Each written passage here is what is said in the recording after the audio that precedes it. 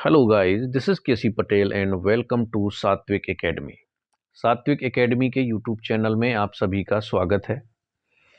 MP TET वर्ग 3 चयन परीक्षा 2025 के लिए ये आपकी पहली क्लास है। इस क्लास में हम सीडीपी के प्रीवियस ईयर के क्वेश्चन करेंगे, चाहे आपके किसी भी स्टेट के टेट एग्जाम में आए हुए प्रश्न हो। सबसे ज़्यादा चयन परीक्षा में आपको फोकस करना है बाल विकास एवं शिक्षा शास्त्र पर। ठीक है, इस बात का ध्यान रखिए कि चयन परीक्षा में फोकस किया जाएगा सबसे ज़्यादा।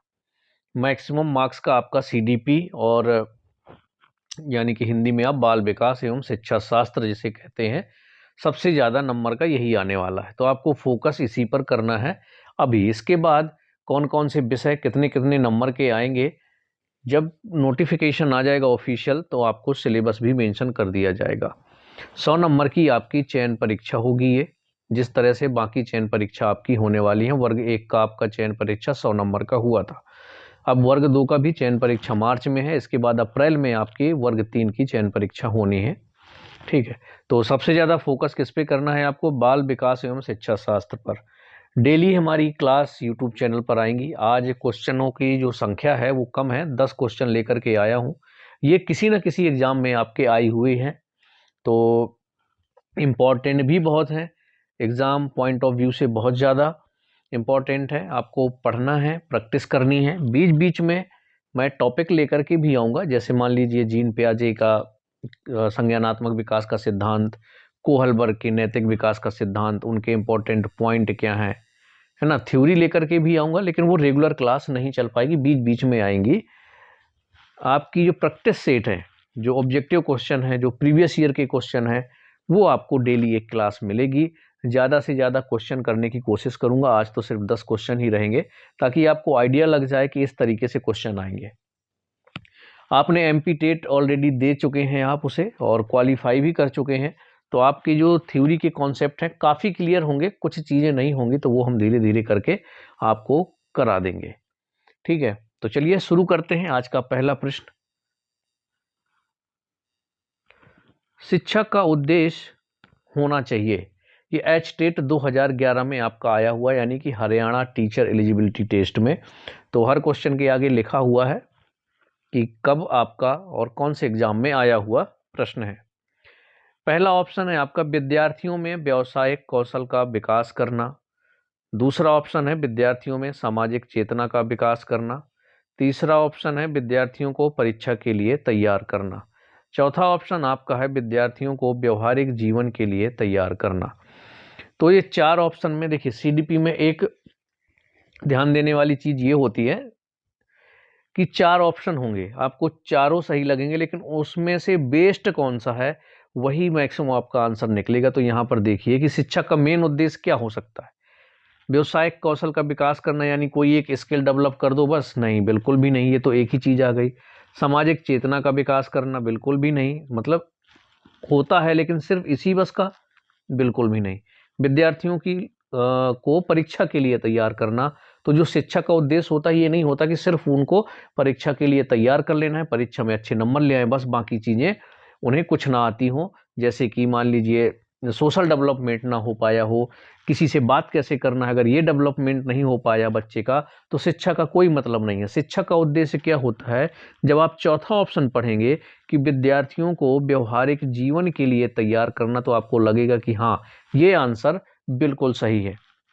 ठीक है, तो पहले क्वेश्चन का आंसर आपका डी ऑप्शन है, विद्यार्थियों को व्यवहारिक जीवन के लिए तैयार करना, यानी कि जो रियल लाइफ होती है, कोई भी परिस्थिति आए, ठीक है, कोई भी सिचुएशन आए, उसको हैंडल कर सके। तो शिक्षा का मेन उद्देश्य यही होता है कि व्यवहारिक जीवन के लिए उसको तैयार करना है। तो पहला आंसर आपका हो गया ऑप्शन डी। ठीक है, अगला प्रश्न, सेकेंड क्वेश्चन है आपका, किशोरावस्था में हड्डियों में अधिक वृद्धि होती है। ऑप्शन भुजाओं की, टांगों की, केवल कूल्हों की, चेहरे की हड्डियों की, चेहरे भुजाओं और टांगों की हड्डियों की। तो इसका राइट आंसर आपका हो जाएगा ऑप्शन ए, क्या भुजाओं और टांगों की हड्डियों में सबसे ज्यादा वृद्धि होती है किशोरावस्था में। चलिए नेक्स्ट क्वेश्चन की तरफ चलते हैं। हम ज़्यादा क्वेश्चन लेकर के आएंगे और फास्ट में करेंगे, क्योंकि ये आपका रिवीजन चल रहा है। बीच बीच में थ्योरी क्लास आएंगी, उसमें टाइम लेकर के अच्छे से आपको समझाया जाएगा। अगला प्रश्न है आपका, रोहित ने अजय की डेस्क से ली हुई पेंसिल वापस रख दी क्योंकि उसे पकड़े जाने पर सजा मिलने का डर था। यह कोहलबर्ग के किस स्तर को बताता है? कोहलबर्ग के नैतिक विकास का सिद्धांत यदि आपने पढ़ा है तो इसका आंसर आप आराम से लगा देंगे। उसे सजा का डर था, यानी ये कौन सी लेवल है इसका? पूर्व परंपरागत स्तर है ये। कोहलबर्ग के नैतिक विकास के सिद्धांत के अनुसार जब ये चीज आती है कि उसे पकड़े जाने का डर था कि जब पकड़ जाएगा तो उसे दंड मिलेगा, उसे सजा मिलेगी, तो यह कौन सा स्तर बताता है कोहलबर्ग का? ये बताता है आपका पूर्व परंपरागत स्तर। तो राइट आंसर क्या हो जाएगा? Option A.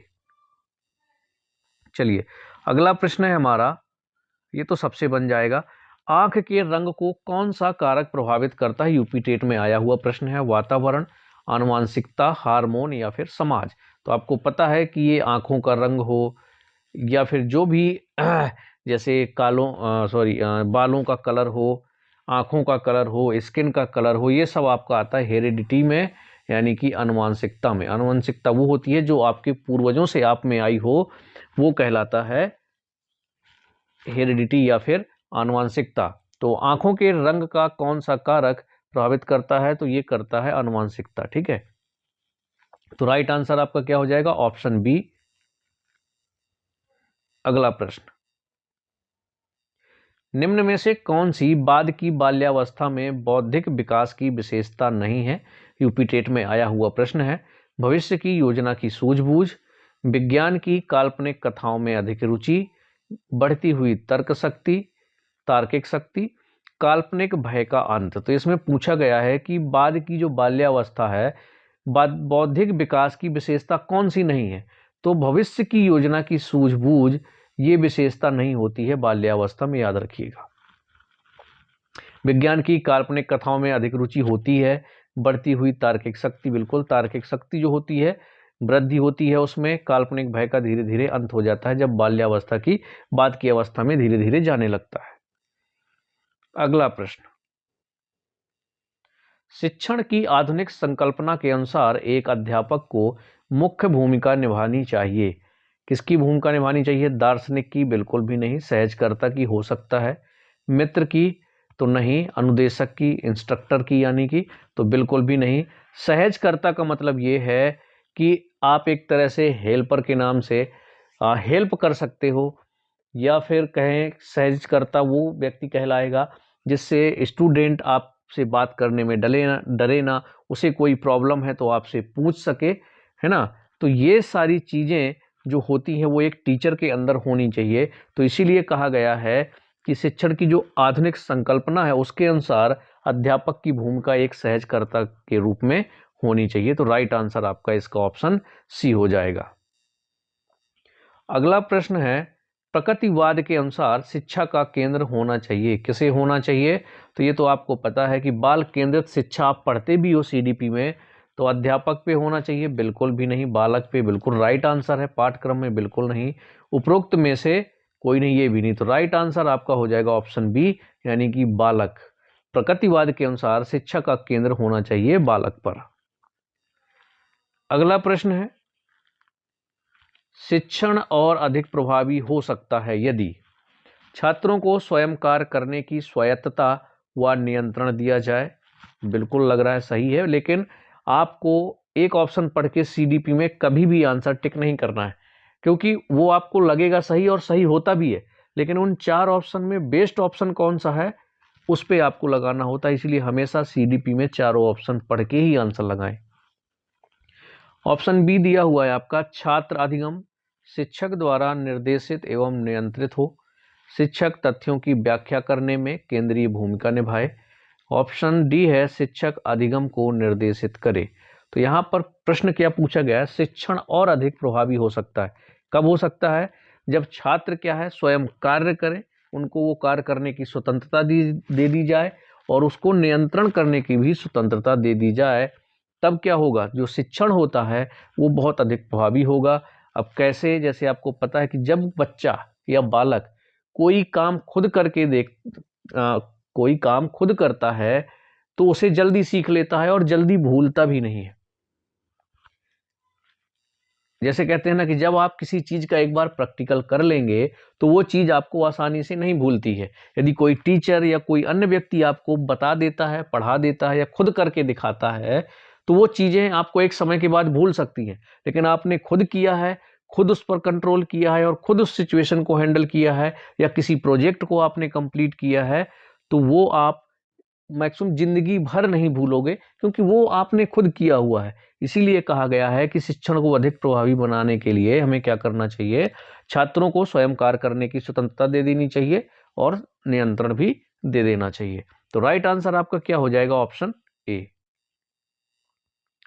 अगला प्रश्न है, एक उत्तम कक्षा कक्ष शिक्षक, ऑप्शन है छात्रों की प्राकृतिक जिज्ञासा का पोषण करता है, छात्रों को पारस्परिक संवाद के लिए प्रोत्साहित करता है, छात्रों को वास्तविक वैश्विक परिस्थितियों में सम्मिलित करता है, डी आपका उपरोक्त सभी। अब समझिएगा, देखिए इसमें आपको ये आंसर भी सही लगेगा बी वाला कि छात्रों को पारस्परिक संवाद के लिए प्रोत्साहित करता है। तो ये भी एक उत्तम कक्ष की शिक्षक की क्या है विशेषता है कि कोई कक्षा उत्तम कब हो सकती है, जब शिक्षक पारस्परिक संवाद के लिए प्रोत्साहित करे। लेकिन उससे भी बेस्ट ऑप्शन आपको सी वाला दिखेगा कि छात्रों को वास्तविक वैश्विक परिस्थितियों में सम्मिलित करता है।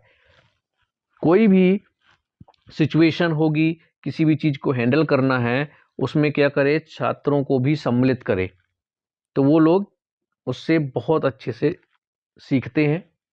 इसीलिए एक उत्तम कक्षा कक्ष शिक्षक क्या करता है, छात्रों को वास्तविक वैश्विक परिस्थितियों में सम्मिलित करता है। इसलिए राइट आंसर आपका ऑप्शन सी हो जाएगा। आज का लास्ट क्वेश्चन है हमारा, शिक्षण को निम्न प्रकार से परिभाषित किया जाता है। ये एचटेट 2011 में आया हुआ प्रश्न है। अधिगम का सरलीकरण, शिक्षकों द्वारा ज्ञान का स्थानांतरण तथा छात्र द्वारा ज्ञान को ग्रहण करना, पाठ्य पुस्तकों को पढ़ाना, शिक्षकों द्वारा ज्ञान का स्थानांतरण करना।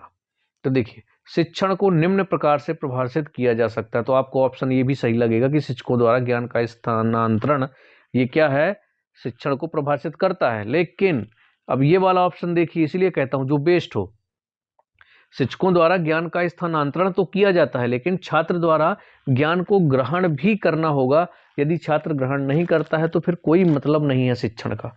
ठीक है, तो शिक्षण को कौन परिभाषित करेगा कि शिक्षकों द्वारा ज्ञान का स्थानांतरण तथा छात्र द्वारा ज्ञान को ग्रहण करना। राइट आंसर आपका ऑप्शन बी हो जाएगा।